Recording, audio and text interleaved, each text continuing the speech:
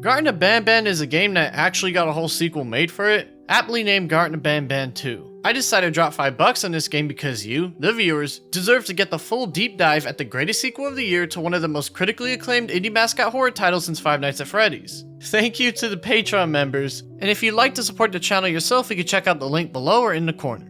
With all that being said, wish me luck, because I haven't played this game yet as of this video intro and have not a single clue what I'm about to get myself into. So to do a quick recap of Garten of Banban, the game is made by the Euphoric brothers, who have had a history of creating horror games on Steam to below average results. We went over 2 games in my last video, Swallow the Blue Remastered and Egghead Gumpty, with both titles being very extremely mid and rather boring to play. Someone even pointed out in the comments that Egghead Gumpty kinda ripped off One Night at Flumpty's, which didn't even cross my mind until they pointed that out, given they both got scary egg characters going on. We also saw the brothers are most likely botting their reviews at fake accounts, which is always a fun thing to find out. We played through Garten of Banban, learned that it was pretty trash, and even saw the brothers themselves trying to poke fun at a blatant gameplay issue after their game took off. Well, Peelabird became a weird ironic shitpost, and the whole game ended up with this weird ironic shitpost reputation. Similar to how people pretend something garbage is good out of Copa in general insanity. Now here we are launching up the highly anticipated sequel Garten of Banban 2 with a menu screen that's just like the last one with a different background to really give off that sequel kind of vibe for you as you start it up. The game opens up with another weird still image saying some cryptic stuff and asking you to fast load the game by spamming the clock again. You then dropped right into the game, starting right from where you left off, with Jumbo Josh unfortunately taking the L and dying on you as the lift came crashing down. You then search around and pick up your busted up remote control and head into a nearby hallway, exiting out in some giant apartment complex looking area with a big black abyss to really give off that spooky sort of vibe. A note on the ground gives you a bit of ominous lore about how they thought the things that go down there die but didn't, blah blah blah. You already get the gist of what it says. It's the typical spooky lore type stuff going on that you've heard before. You eventually take a platform to the office where the employees work, opening the door only to find a brand new member of the Garten of Banban team staring at you from the entrance you just came from, peering its head around the corner to hide its goofy appearance. You then wander around the office for a second, before I bust out laughing my ass off as the intercom came on with an employee now directly speaking to you. Hey, you there. I can see you on the cameras. The employee drones on and on about being stuck and knowing why you're here and all that sort of stuff before opening the break room for you, finding a new antenna to fix your remote control and using the infamous quadcopter once again. The door to the maintenance hall is locked, so you have to do this puzzle of clicking the buttons on the employee's desk in numerical order over and over until the door finally opens. You're then introduced to the wall posters of Nab Nab, the blue spider thing you saw earlier, with his catchphrase being vastly different from the rest of the characters that you've seen in the game thus far, giving an odd sense of seriousness to its existence. You then walk your way through the maintenance area past all the giant empty columns that used to stack whatever things were down there, using the copter to slowly press 3 buttons to open the main door, finding nothing but an empty room. You look around for a bit and only see a Nab Nab poster on the wall. That is until you look closer, and you soon find a key card, picking it up as the spider creature himself starts to chase you down from the ceiling above. A sign tells you the directions you're supposed to go, and after running your way through the maintenance room once more avoiding the spider creature from above, you eventually make your way back into the offices. You place a tape you found earlier in the TV, showing Banban himself in a room of sorts chilling and having a good time alone, and then you open the blue door to find nothing. You scour the room for a bit to find out what's going on, only to find a note, picking it up and reading it to find out it was a trap as Banban himself knocks you out for a split second before he speaks, with me again laughing my ass off in the process. 3 birds with 1 stone. I get all of your key cards, I get the perfect specimen, and I don't have to deal with that thing down there. You then wake up in a brand new unknown area and have to use your copter to do this overly complicated puzzle to hit a button, and when you do, a lift very slowly comes down from the top for you to get on. After getting to the top, you find yourself in this medical center of sorts, seeing the dead bodies of other similar colorful creatures, and finding a giant one named Captain Fiddles defending a quarter at all costs. You venture further into the medical center and find a syringe, and whenever you go to a creature you can use it to extract their blood and use it to fill a nearby jar. You go to each and every room collecting all the samples that you can from the creatures in the area, and are then left with one creature to go, that being Captain Fiddles himself. You have to smack the drone in his eye to distract him for a bit to get his blood, before walking back to the room and filling the jar to the max, opening the door and getting a firework in the process. A nearby cannon has a note telling you of the all-out war the office workers had with the creatures and more allusions to the threat that they face, before using the firework to shoot Captain Fiddles in the eye and scare him off for good. You then venture into the room he was protecting, pick up a new key card, and use it to leave the medical center, now back at the beginning area, with Jumbo Josh now missing and presumed to have gone down into the abyss below. There's this new worm-looking creature that kinda just stares at you but doesn't do anything but does look pretty scary overall, and you walk down a new pathway and soon find yourself in a new office of sorts. After customizing your copter to your liking and clicking all 4 buttons in an extremely slow and boring sequence, you find yourself in a brand new long and colorful hallway. You walk down to the very end of the hallway and open the door, but Opila Bird tries to jump you in revenge for sending her to hell in the last title, and just when you're about to face justice for your crimes, Banbalina comes in and saves you at the last second. You're now in her classroom and are forced to answer really dumb questions in a very extremely slow and dragged out teaching setting, going to a playground and coming back each and every time in a new seat before she walks off, now able to use the copter to hit a button and escape from her once and for all. After crawling about through the back hallways, you find a grassy pen of sorts and find Opila Bird got busy and had kids, so you chase them down and place them back in their nest where they belong, going one by one until all 6 of them are in place. You open a nearby door, and Opila heads straight to her kids as you slip out into the hallway, now being watched by Slow Sea Lion. The hallway wall has instructions on how not to die by them, so after waiting for their eyes to go sicko mode, you run down the hallway and eventually find an open door, making your way in as the snail's obviously left in the dust for being slow as hell. You then find yourself in a beach-themed room with sorts of more cannons lined up pointing at buttons on the wall that you obviously need to press. Unfortunately for you, the keycard to activate the cannon game is missing, so you have to scour the place for 8 seashells and slowly place them in a chest in order to get it, before finally getting the keycard and able to start up the game. After a very slow game that had you placing a firework in each cannon to activate the proper button, you eventually get into the control room itself and pick up yet another keycard, heading back to the blue door in the big hallway with Slow Sea Lion now completely missing. You travel down the hallway into another room and find yourself with a platforming puzzle, showing that Stinger Flynn the jellyfish has apparently helped some kids to safety as you climb up and around the room in order to make it to the end. After going through each and every little platform, you eventually jump into the main hallway and walk it down, only to find a cake with Banban and Banbalina figures at the very end of it, dancing and surrounded by what is assumed to be the creature's living rooms. You wait for a little bit, and then Banban himself appears yet again and gives off another monotone spiel about some ominous stuff that doesn't really make any sense at all. You know, on a normal day, you'd be standing where I am, behind the safety of this glass.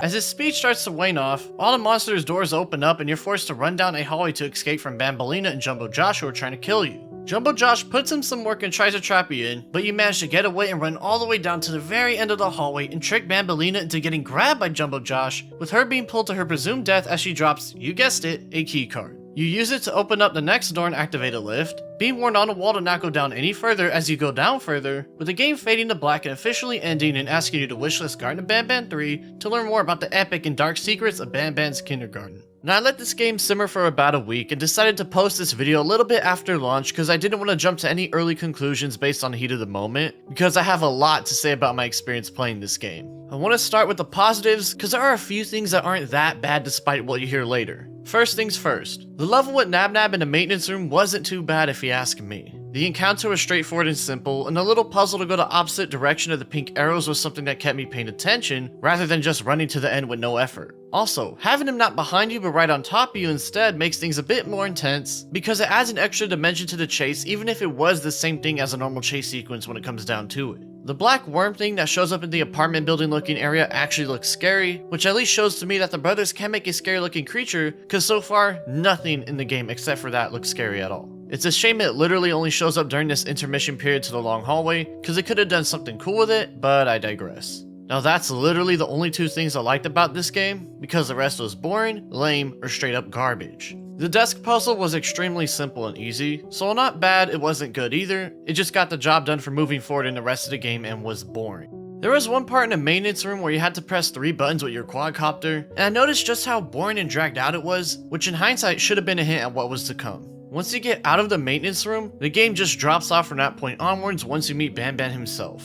I know I said this already, but when I heard Banban speak for the first time I was laughing hard, and I know it's kinda mean, but the voice that came from him was not what I was expecting. I was expecting some sort of unreal ethereal monster voice, not just some normal sounding dude that you talk to during work or school. It was so jarring and didn't fit at all, so while funny, I knew it wasn't the vibe the brothers were going for, so I just kept moving forward to see how much worse the game could get from that point onwards. The room below the medical center is when the real dragging started, because the puzzle involving the quadcopter is just straight up boring. The issue is that it moves extremely slow, you have to click for it to go somewhere, wait a few seconds for it to actually move, then you have to wait a couple more seconds before the game lets you activate it once more. You can see it in the gameplay where I'm just staring at the wall and spamming my mouse click button for it to finally move. Like here, I'm gonna play out the section so you understand what I mean.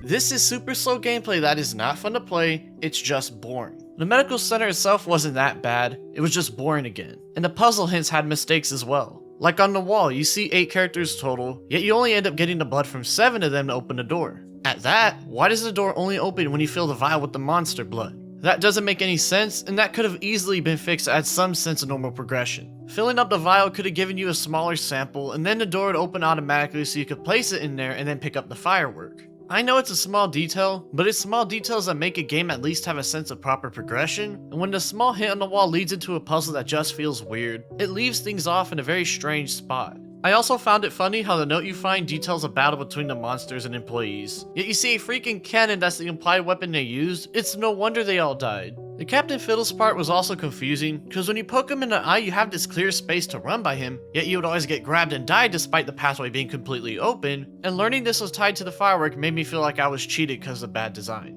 Either they should have just not moved his arm to make it look like he had space to run by him, or used another arm to rub his eye, because to the player it clearly looks like you have space, but of course you don't and had to use that firework to shoot him in the eye and banish him into the abyss. The entire section revolving around Banbalina and her classroom was generally the worst gaming experience I've had in a good minute. As soon as you sit down, Banbalina goes on to speech about classroom stuff for way longer than she should, and then hits you up with super nonsensical questions for you to answer. It's basically a guessing game for whichever tape recording has the right answer, and if you get it wrong, you have to go through the entire spiel she gives again. You have to see this for yourself, cause I'm not bullshitting you, the game just comes to a full stop and kicks dirt in your face during this entire section.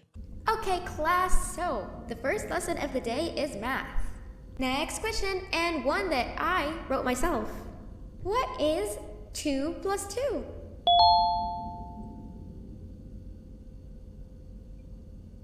My life. Wrong!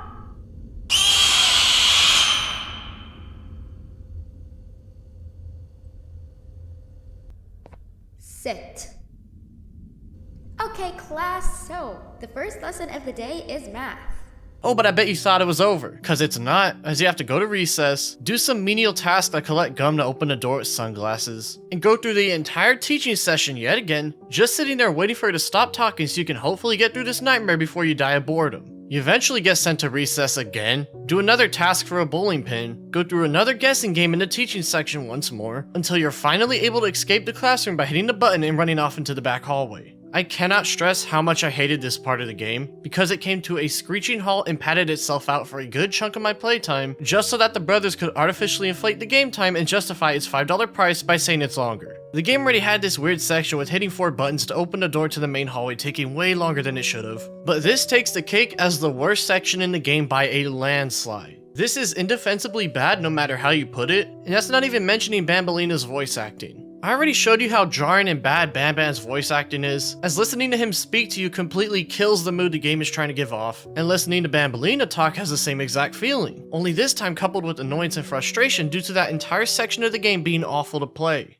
Remember, I will have to punish you very, very harshly if you break any of those rules. Granted, it would be pretty hard to hire proper voice actors given the game seems to be just the 2 brothers working on it, so I'll give them some slack, but still, it's not good voice acting at all. The section with the Opelus kids thankfully wasn't worse than the last. It was just a typical fetch quest that you've done countless times before, but the lights turning off and on wasn't needed at all. It's not challenging nor is it fun, it's just really annoying to have to stop what you're doing for a few seconds just because of some really dumb game mechanic. The task itself is already typical padding in video games, and this again solidifies the fact the game is trying to stretch itself out by brutalizing the pace in the most annoying way possible, and the very next part where you have to avoid a snail of all things adds a massive sense of irony to this turn of events. The next section with the beach room is another great example of this as well, as the quest to find the 8 seashells is not entertaining in the slightest and is a drag. This was an Easter egg of sorts I wouldn't mind because at least it's an optional boring task, but no, it's just so that you could get the key card to start the main task instead. The canon game was at least a little enjoyable because you had to pay attention for the button to light up instead of just hitting them all, but this room is yet another example of the game being padded out for the sake of it. The platforming section was fine, because this is tried and true game design that has been around for decades now, so even if it's a typical level to be expected in this game, it's still fine. Not great, not bad, but just fine. And when given a section that you can control and go at your own pace with okay jumping mechanics after the last few were actively built to slow you down on purpose completely out of your own control, it was a much needed break as the finale of the game approached. Now the hallway chase is your expected hallway chase sequence, so you'd think I have no issues with it. However, for whatever reason, the hallway has dead ends in certain parts, so you're forced to wait for Bambolina to catch up and jump scare you so you can restart the run and go in a new direction. This is not fun because the sequence becomes a guessing game, and when that guess decides whether you have to restart the last checkpoint or not, you feel cheated because there's no way for you to know any of that info until it happens. This isn't a skill issue, this is 100% a game design issue, and the fact this happens not only once but twice during this section again gives me the vibe this game is just trying to waste my time. I genuinely don't understand why they're included in the game. Having a normal chase sequence would have worked way better because at least I won't feel like I got cheated while playing. I was so glad this was the last part of the game because I was done at this point and was already getting ready to exit out and go on with the rest of my day. This was the worst way to end the game off after everything I've been through, and in no way makes me want to buy the third title when it comes out. As you can tell, Garten of Banban 2 started off okay. I wasn't expecting it to be good, and while it did seem promising with the nab-nab section at the beginning, the game just fell apart from then onwards. The needless padding and pace killing that happens once you get to the main hallway is astounding, because at least the last game let me play at my own pace. I don't like having to sit in a chair and answer dumb questions over and over again. I don't like how the lights turn off and on to waste my time some more, and I especially don't like having a game world built to screw me over with a dead end during a chase sequence when I'm given no hint of its existence to begin with, or with no way to escape once I come across it. I didn't mention the story, because the game doesn't even have much of a story going on. As only tidbits of any information are just random notes lying around the place talking about some chemical compounds and how the monsters are now attacking everyone. This kind of plot point has been played out over and over for decades now, and it's nothing you haven't seen before. And when you think Banban himself would give a little more info that you can't read in the notes, he just rambles on about ominous shit because the devs probably haven't thought about a story beyond the extreme surface level that we've witnessed so far. I understand as just two brothers who've been making this game, so I'm not going to be rude about it, but it's clear that this game is not good at all. It's very obvious by this point people are only playing the game because of the weird ironic hype behind its name and because it can make money and views, and not because of the gameplay or story, because both are lacking immensely. I didn't like the first game, but I did low-key feel like things could have been improved upon, but this game is actually worse than the last title in every way. There's nothing redeeming about this game at all, and I don't recommend you play it. Just play the first game because it's free, and watch a full playthrough of this one if you really feel like it. The brothers have since posted on Twitter that they're leaving for the moment because people are now threatening them and their families just because their game is bad. Listen, it's fine to judge the game for not being good, but don't harass them because of that. Judge the game, call it shit, call it okay, call it whatever. But when it gets to the point that people are threatening their lives and it's starting to be affected, y'all need to chill the fuck out and stop with that. I shouldn't have to say this, but y'all know how some people on the internet can be. You know, despite everything I've just said, some part of me, some weird hopeful little part of my brain, wants to see how the third title will fare and if it could possibly get any worse. Perhaps I'm getting caught up in the weird ironic hype train and I don't even know it yet. Or maybe I truly do have this part of me that believes the game can become something at least passable one day. Either way, the future ain't looking too bright for this franchise, but it's certainly looking like something, I just don't know what exactly that is yet.